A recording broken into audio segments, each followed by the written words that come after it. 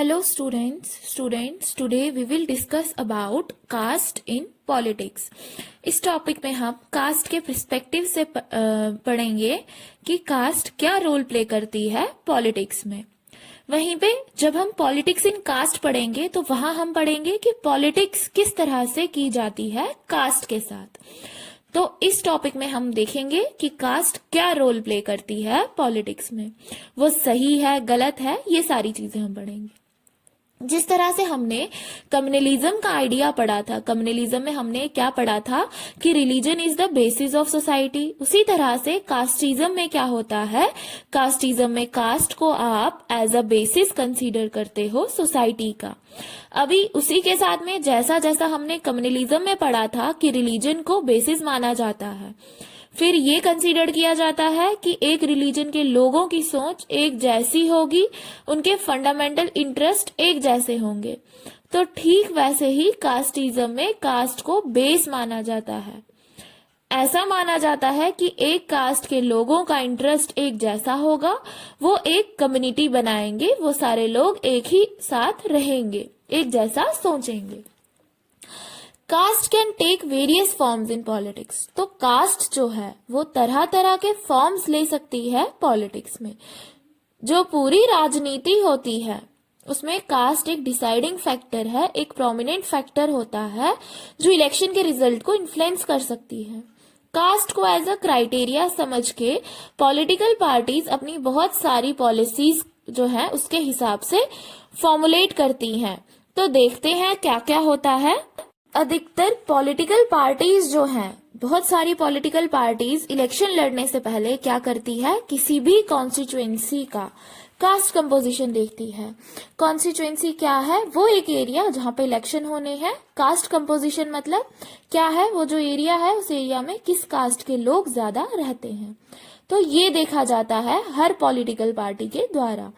अब किसी political party ने क्या देखा, जैसे पॉलिटिकल पार्टी ने देखा कि किसी भी कॉन्स्टिट्यूएंसी की अगर हम बात करें, फॉर एग्जांपल हम भोपाल कॉन्स्टिट्यूएंसी की अगर बात करें, अब हम सपोज करते हैं कि वहां पे राजपूत कास्ट के लोग ज्यादा हैं, तो वो लोग क्या करेंगे, पॉलिटिकल पार्टीज फिर क्या करती हैं, उसी कास्ट के लीडर को अपॉइंट करती है। मतलब वहां से नॉमिनेशन फॉर्म जो फिल करेगा वो उस पार्टी से, वो उस कास्ट का होगा। क्यों? ताकि पॉलिटिकल पार्टीज को ऐसा लगता है कि सेम कास्ट के लोग जो रहेंगे वो वोट डालने, ज्यादा वोट डालेंगे, और सेम कास्ट का आप अगर कैंडिडेट जो है खड़ा करते हो वहां पे तो प्रोबेबिलिटी ज्यादा है जीतने की।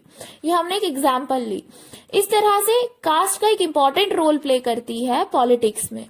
पॉलिटिकल पार्टीज अधिकतर ये कोशिश करती है कि जितना हो सके उतना रिप्रेजेंटेटिव टिकट डिस्ट्रीब्यूशन हो। मतलब वो अपनी पार्टी के जो टिकट बांटेगी या फिर अपनी पार्टी में जब लीडर्स को नॉमिनेट करेगी तो उस समय पे वो हर कास्ट के, हर कम्युनिटी के, हर रिलीजन के, जैसे ट्राइबल्स को भी दे देते हैं, शेड्यूल कास्ट के लोगों को भी दे देते हैं, जर्नल लोगों को भी दे देते हैं, वो सभी कैटेगरी के लोगों को टिकट देने की कोशिश करती हैं। पॉलिटिकल पार्टीज जो है सभी कास्ट के लोगों को टिकट देने की कोशिश करती है। कारण यही है कि वो ज्यादा से ज्यादा क्या कर सके, सपोर्ट को इकट्ठा कर सके। इस डायमेंशन से कास्ट एक रोल प्ले करती है पॉलिटिक्स में।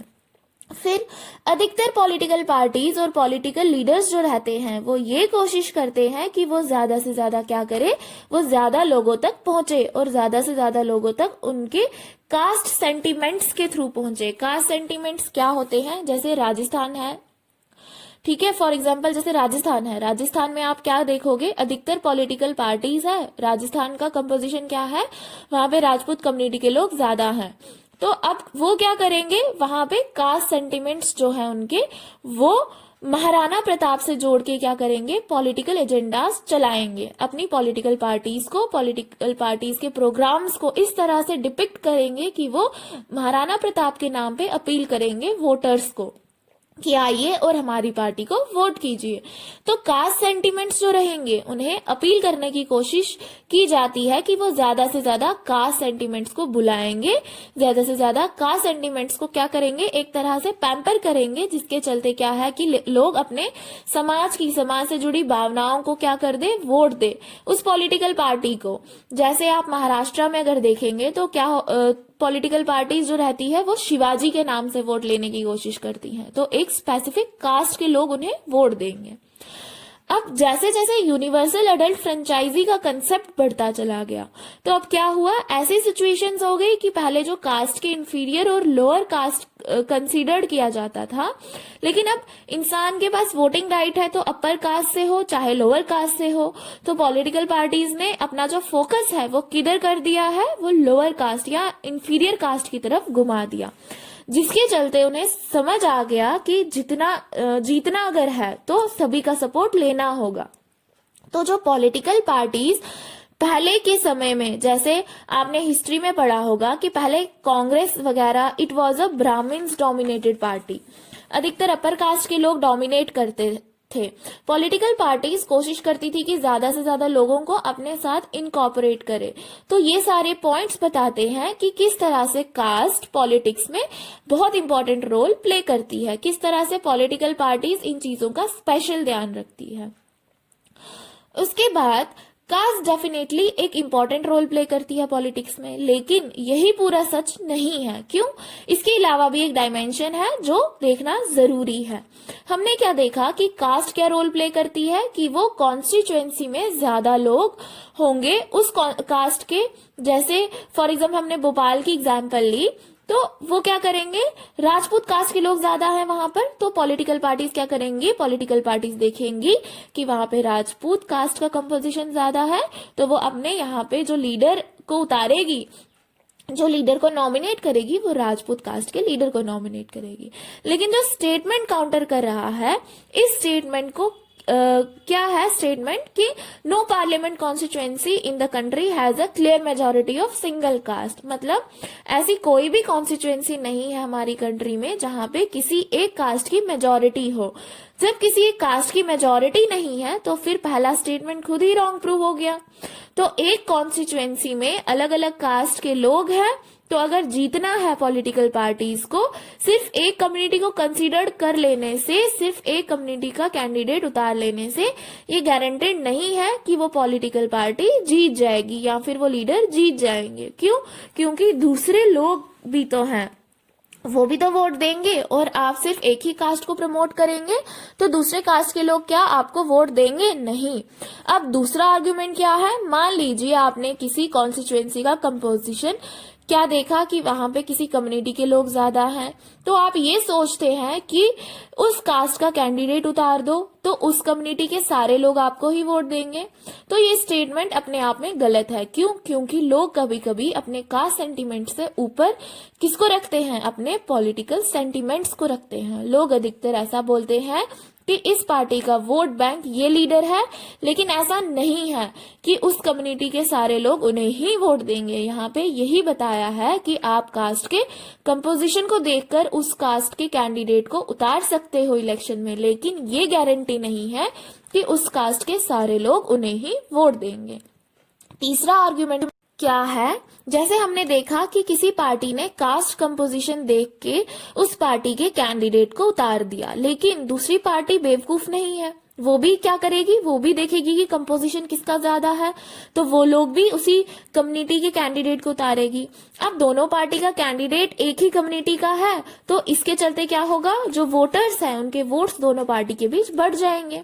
अगर हम ये प्रिज्यूम करें सोसाइटी अपने कास्ट के बेसिस पे वोट देती है, तो वैसा ये गलत है। अगर फिक्स्ड होता है कि जैसे यूपी में सारे लोग यादव कम्युनिटी को वोट देते, तो इसके चलते क्या होता, वो पार्टी कभी हारती ही नहीं, लेकिन समाजवादी पार्टी हारी। इसका मतलब क्या है कि हमारी कंट्री में फ्रीक्वेंटली जो रूलिंग पार्टी रहती है, एमपीज एमएलएज रहते हैं, वो हारते रहते हैं इलेक्शन। कारण क्या है?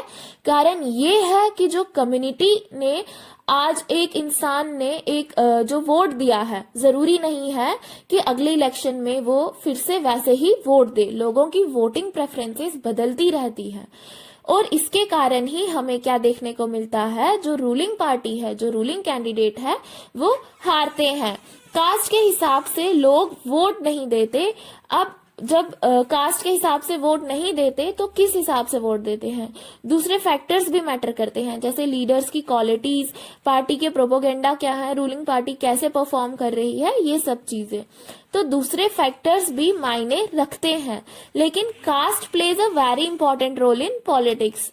पॉलिटिक्स इन कास्ट, हम पढ़ेंगे कि पॉलिटिक्स किस तरह से की जाती है कास्ट के साथ में। सिर्फ कास्ट का ही इंपॉर्टेंट रोल नहीं है पॉलिटिक्स में, पॉलिटिक्स भी कास्ट को बहुत ज्यादा इन्फ्लुएंस करती है, कास्ट आइडेंटिटीज को इन्फ्लुएंस करती है, कास्ट सिस्टम को इन्फ्लुएंस करती है। सिर्फ पॉलिटिक्स नहीं है जिसमें कास्ट बारी होती है, कास्ट होती है जिसके साथ में पॉलिटिक्स की जाती है, मतलब उसे पॉलिटिसाइज किया जाता है। पॉलिटिक्स किस तरह से की जाती है? लीडर्स के द्वारा, पॉलिटिकल पार्टीज के द्वारा। तो वो लोग क्या करते हैं, उन्हें वोट बैंक से मतलब होता है, ज्यादा से ज्यादा वोटर्स उनके पास में आए तो वो क्या करते हैं, हर कास्ट ग्रुप को अपने साथ जोड़ने की कोशिश करते हैं। जैसे फॉर एग्जांपल ब्राह्मण, तो ब्राह्मण इन जनरल बात की जाती है, लेकिन जैसे उसके अंदर जो सब कास्ट हैं या फिर दूसरे कास्ट ग्रुप्स होते हैं, कोई जो सनाटे ब्राह्मण होता है, कोई सर्वप्रिय ब्राह्मण होता है, लेकिन इनको क्या करते हैं, वो सब कास्ट को जोड़ के एक बड़ा वोट बैंक बनाने की कोशिश करते हैं। तो ये तरीका होता है। और किस तरह से पॉलिटिक्स की जाती है, पॉलिटिकल पार्टीज क्या करती हैं, अलग अलग कास्ट ग्रुप के साथ भी कोलिजन में आ जाती है। जैसे 2014 में यूपी में जो इलेक्शन हुए थे, इलेक्शन के टाइम पे क्या हुआ था कि जो मायावती जी थी, उन्होंने एक कोलिजन बनाया, कोलिजन में आ गए वो किसके साथ में, मुस्लिम कम्युनिटी के साथ में। तो उन्होंने दलित मुस्लिम यूनिटी बना दी। अगर कास्ट को एक फैक्टर देखा जाए तो यहाँ पे किस तरह से पॉलिटिक्स कर रहे हैं, एक अलग रिलीजन और एक अलग कास्ट को जोड़ के एक बड़ा वोट बैंक बनाने की कोशिश कर रही हैं। तो इस तरह से दो अलग कास्ट ग्रुप के साथ में कोलिजन बनाते हैं, और कोलिजन बनाने का अल्टीमेट ऑब्जेक्टिव क्या रहता है, ताकि वो ज्यादा वोट बैंक को अपनी तरफ अट्रैक्ट कर सके। वोट बैंक और बड़ा करने के लिए पॉलिटिकल पार्टीज ने, पॉलिटिकल लीडर्स ने क्या कर दिया, उन्हें पता है कि अगर हम स्पेसिफिक कास्ट के नाम को लेकर जो है चलेंगे तो हम 2 या 4 कास्ट को अपने पास अट्रैक्ट कर पाएंगे। लेकिन उन्होंने क्या कर दिया, नए नए ग्रुप्स जो है बना दिए, जो ऑन ग्राउंड एग्जिस्ट ही नहीं करता है। ऐसे ग्रुप्स इमर्ज होके आ गए, जैसे backward caste group, forward caste group. अब कौन बैकवर्ड होता है, कौन फॉरवर्ड होता है, ऐसा कुछ है ही नहीं। लेकिन पॉलिटिकल लीडर्स ने, पॉलिटिकल पार्टीज ने क्या करा, ऐसी पॉलिटिक्स खेली कास्ट के साथ में कि उन्होंने एक सेक्शन को पूरा बैकवर्ड कास्ट ग्रुप बना दिया, एक सेक्शन को पूरा फॉरवर्ड ग्रुप बना दिया, ताकि एक नाम लेने की जरूरत पड़े। उन्होंने अपनी पॉलिटिकल रैलीज में क्या किया, बैकवर्ड कास्ट ग्रुप के उन्होंने ऐसा कह दिया कि वो बैकवर्ड कास्ट ग्रुप के सपोर्टर्स हैं, तो उन्हें एक स्ट्रक्चर मिल जाएगा, बहुत बड़ा वोट बैंक मिल जाएगा, और बहुत बड़ा वोट बैंक वो जोड़ लेंगे। तो उन्होंने तो जो ऑन ग्राउंड एग्जिस्ट ही नहीं करता है, उन्होंने वो भी क्रिएट कर दिया। तो इस तरह से forward caste group, backward caste group कम जो है वो आए। तो इस तरह से हमें देखने को मिला कि किस तरह से पॉलिटिक्स होती है कास्ट के साथ में। अब हम देखेंगे relation between caste and politics.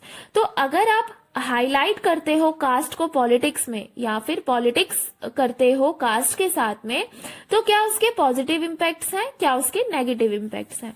Positive impacts क्या है, जो डिसएडवांटेज्ड कम्युनिटीज थी, जो कहीं ना कहीं ऐसी कम्युनिटीज थी जो पीछे रह गई थी, या फिर कह सकते हैं कि पहले जिन पे कोई ध्यान नहीं देता था, तो उसके चलते क्या हुआ, एडवांटेज ये हुआ कि अब इन कम्युनिटीज को अटेंशन दिया जाने लगा।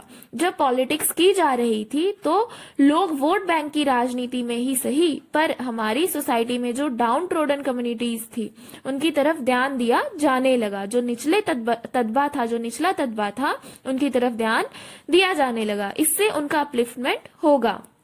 जब लोग हाईलाइट करना स्टार्ट करते हैं किसी चीज को, किसी एक स्पेसिफिक कास्ट को अटेंशन देना स्टार्ट करते हैं पॉलिटिकल पार्टीज, पॉलिटिकल लीडर्स, तो उससे एडवांटेज ये मिलने वाला है हमें कि अलग अलग कम्युनिटीज जो पहले डिप्राइव्ड थी, आज उन्हें एक मौका मिल जाएगा। फॉर एग्जाम्पल रिजर्वेशन की पॉलिसी, दलित्स को, ओबीसीज को रिजर्वेशन मिला, उससे लोगों को डिसीजन मेकिंग प्रोसेस में पार्ट बनने का मौका मिला। ये पॉजिटिव इम्पैक्ट जो है कास्ट का पॉलिटिक्स में आ जाने से या फिर पॉलिटिसाइज करने से।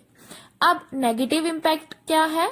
क्या डिवाइड्स द सोसाइटी। अगर कोई लीडर कास्ट के बेसिस पे पॉलिटिक्स करता है तो वो सोसाइटी को डिवाइड करते चला जा रहा है, लोगों के बीच जो यूनिटी है उसे कमजोर कर रहा है। पॉलिटिकल पार्टीज धर्म के नाम पे, जाति के नाम पे जो है वो लोगों को लड़वा देती हैं, लोगों को लड़वा देती है जो इम्पोर्टेंट है, जिस चीज के लिए हमने उनको चुना है, जैसे पॉवर्टी हो गए, डेवलपमेंट हो गया, करप्शन हो गया, इन इश्यू से वो क्या करती है, हमारे वोटर्स को भटका देती हैं। तो कास्ट को आप अगर ज्यादा पॉलिटिक्स में यूज करते हो या फिर पॉलिटिक्स करते हो कास्ट के साथ में, तो उसके चलते you are diverting the attention of voters, attention from other pressing issues like poverty, development and correction. तो ये टॉपिक आपके चैप्टर का लास्ट टॉपिक था। आपका चैप्टर जो है वो कंप्लीट हो चुका है। होप आपको समझ आ गया होगा। Thank you.